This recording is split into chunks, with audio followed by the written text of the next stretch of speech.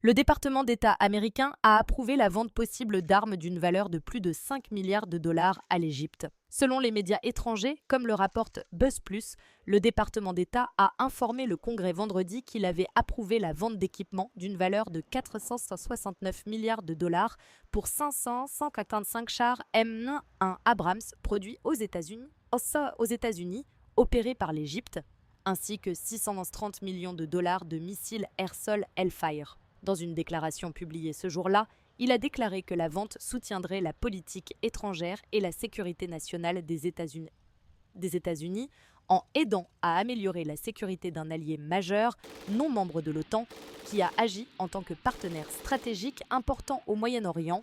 L'Égypte et les États-Unis ont travaillé de plus en plus étroitement depuis le déclenchement de la guerre à Gaza en octobre 2023, le Caire jouant un rôle dans la négociation du cessez-le-feu. Les accords interviennent malgré les préoccupations persistantes à Washington concernant le faible bilan du gouvernement égyptien en matière de droits de l'homme sous le président Abdel Fattah el-Sisi. Le groupe de défense des droits Amnesty estime que l'Égypte détient actuellement environ 6 000 prisonniers politiques, y compris l'activiste anglo-égyptien Alaa Abd el-Fattah, emprisonné pour diffusion de fausses nouvelles après avoir partagé un post Facebook sur la brutalité policière présumée. L'Égypte a gracié des centaines de prisonniers politiques au cours des 2 dernières années. Mais les groupes de défense des droits ont déclaré que pendant la même période, au moins 3 fois plus de personnes avaient été arrêtées.